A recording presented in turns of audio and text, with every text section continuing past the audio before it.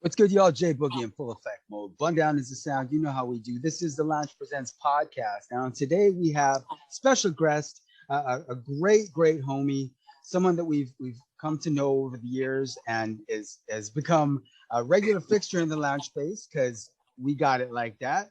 Let's give it up right now for the one and only Mr. Dankery Harv. Blessings. Rah! Yeah, blessings. Yes, man. I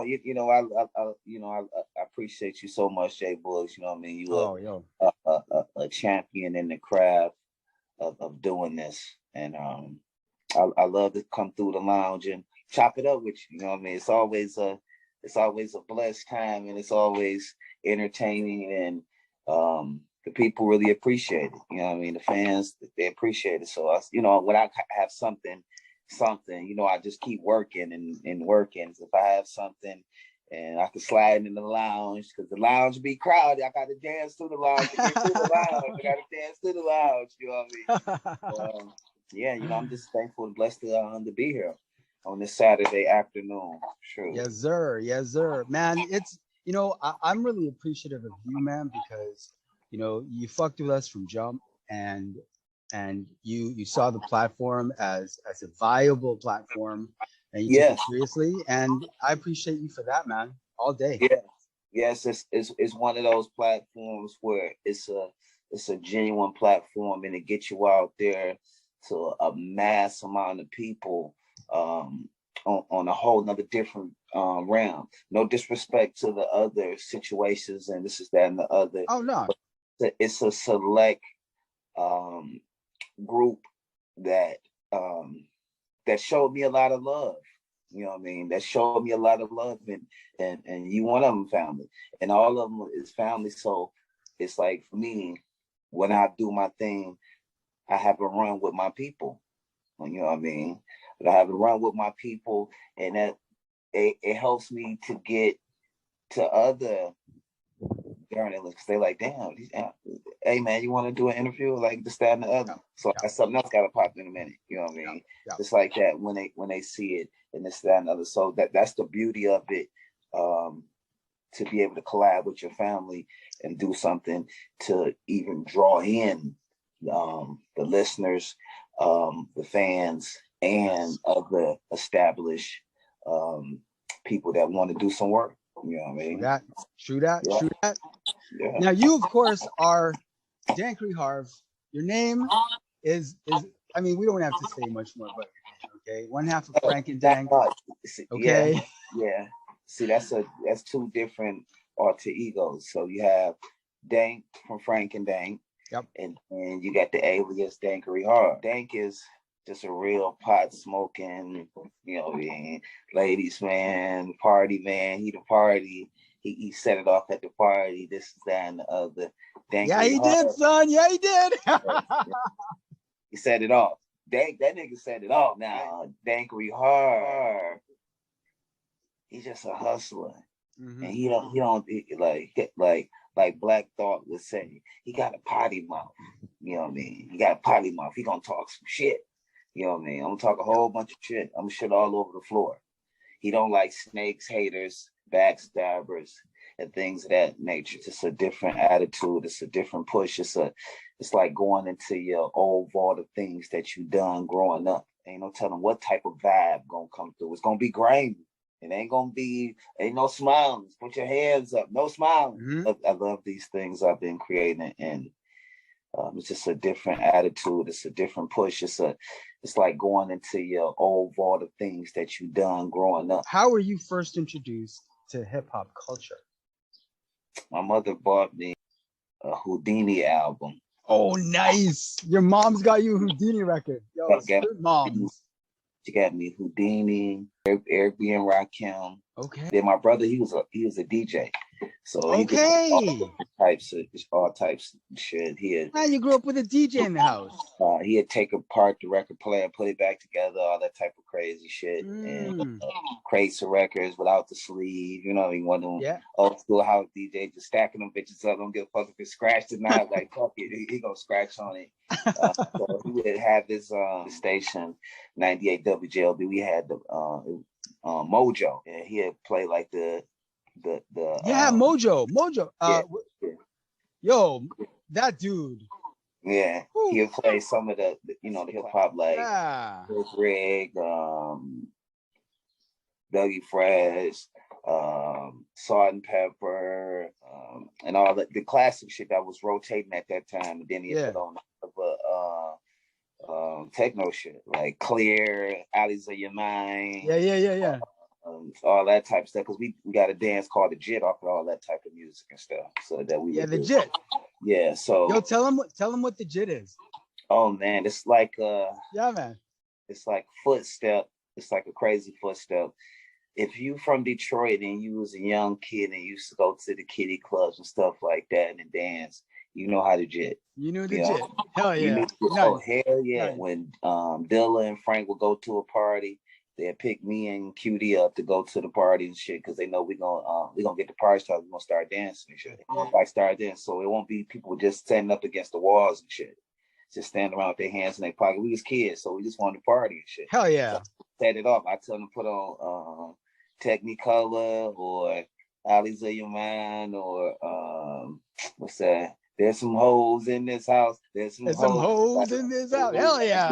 Yeah. Put on some of that classic shit, and I just get to hitting that shit. You know, I grew up, my mother used to play all the classic R&Bs and all that type of stuff. You know what I mean? Dramatics and the Twilights and the Shy Lights and all that classic stuff. So that element was, and then like I said, my brother's a DJ, so that element was there, and then a little bit of the radio, and then me just really watching your MTV Raps. And for me, it wasn't so much of being the rapper. I wanted to be the dancer and shit. Yeah. You know what I mean? I wanted to be like Scoob and Scrap. You know? Yeah. Hell yeah. Where I'm from, nobody touched that style. You know what I mean? They was on the other. They got to be this, that, another. So that whole lane was kind of like untouched. Right. So I jumped my ass over into that lane, because as a kid, you get caught up. As a kid, it get hard. Because you want the latest and the newest. Yeah. You gotta look fly. Yeah, you gotta look fly. You want the latest and the newest. I showed my friends how to shop, budget shop. They call it budget shop. How to budget shop. This is that, another, from the shirts to the pants to the shoes. You know what I mean? The best thing with the shoes is try it on and lace it up how the way you want to lace it up. If it lace up and it fit good, get that. If it's 50, get that. I know you want that Jordan over there. I know you do. But get this one, and you better get you a shirt and a pair of pants with that too. Dang, for real, B? Yep. Yeah. Instead of paying the $220, I went and got a couple more different things with the $220.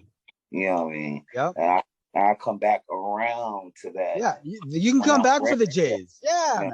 Come back around to that because I only got a particular amount of money a month from my mother when I was a kid. So therefore, I really wasn't working no job. So instead of her going buy me and my brothers the clothes, here you go. Go get what you're going to get for the school year. It's on you, because you ain't want me going to buy Levi's and this is that and another, some crazy sweater, you don't like it, this, that, and other. So, here you go. So I'm like, okay, what can I get with this? That part was a part of my hip hop culture, because I wanted to play the part. Like I said, it wasn't so much that I wanted to be the MC, I wanted to be the dancer. Till it was done. Till they took the dancers from the back of the MC. I danced till they took them away. T3 and by 10, and then they turned me into an MC. From that time until now, you've established yourself as a solo artist, as Dankery Harv, and you've done a very good job of it. You've dropped records, put up some really good records, and you've positioned yourself. I think it's very safe to say that even with the legacy of Dilla in your history, you have carved out your niche as Dankery Harv, and I salute you for that, because we are now seeing you as Dankery Harv. We are now seeing you as Dankery Harv, the solo artist, and it's very pronounced. It's very obvious that you are moving for Dolo and doing it in a way that is building on top of the legacy you had with Dilla, but still carving out your niche And I salute you for that, man. I appreciate that. But it's like, it's always Frank and Dane. Oh yeah. Me carving, doing Dankery Harv was just on the pitch while I was waiting to do Frank and Dane. Because Frank and Dane is a different type of process. It's a more structure, time, and a different creative process. What I'm doing when I'm doing Dank. With Dankery Harv, it's a little bit more freedom, because I do it. If I like this, is that, and the other. At this point, when I'm self-contained. So the only person I'm communicating is with one of my producers. Yeah. If their production is really good and it's up to par and it's settled and it's sit right, we ain't gotta do nothing else. I don't need the goddamn stems. This is that and the other shit. Put it in my system, set it up for mastering, go in there, clean my vocals up. Conversation with my brother Socrates. I was mixing a record and I called him to ask about what type of compression to put on it. Okay. And he told me, he was like, Dank, you don't need none of that. You don't need no EQ or nothing, just how you spit it. Sometimes if you just come off with it clean, you don't need shit. Right. It's there. Yeah. Look in the classic times that's coming up. I'm like, damn. It's good advice. When I went and laid this other song, it came out so fucking perfect. I said, God damn, Socks. Damn, that's what you was talking about. There you go. Frank and Dane give me the tools to be able to do Dankery Harv. Part of the motivation on top of that is with the push. I look at Dilla's motherfucking Wikipedia. My brother worked like he put numbers up on the board. I look up there. Frank had a lot of different things, a lot of different solo projects. Mm-hmm. Frank Myntz, he had a lot of different solo projects. I'm like, damn, and I look up there, I see I only had maybe 2 things. I'm like, damn, this all I've done? What the fuck?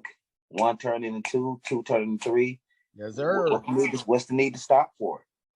I don't want to leave no space open. Why leave a month open with no music, no new music from Dankery Harv? When there's tons of fucking producers in this world that would just love to work. Man. True that. Before this wraps up, we got to talk about the real, dog. We got to talk about the real. Let's do it.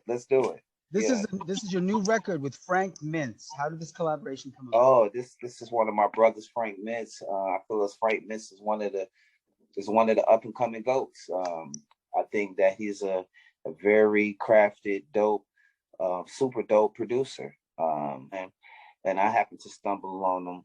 We did another project, thinking of this thing, the real, like, fuck, man, the real. Just a lot of real shit was going on. Dank, yeah. I hate, we've got less than a minute. Damn, 30 minutes goes by quick, though. Quick, hell yeah. No, we need to let people know. The real, it's available on all streaming platforms right now, right? It's out right now, every perfect major streaming platforms. I appreciate you, J Bugs. Love. We're gonna do this again. You know it, man. For sure. Hell yeah. I'm gonna have to jump on your Instagram live. I'm gonna jump over there. We might have to go back on Instagram live, right? Jump on there. I'm gonna have to go jump on there too for that. Jack, man, thank you again. Thank you. I'll see you in a minute. You know it. You know it, dog. For sure. You already know it. For sure. Love, right, love, for sure. Woo.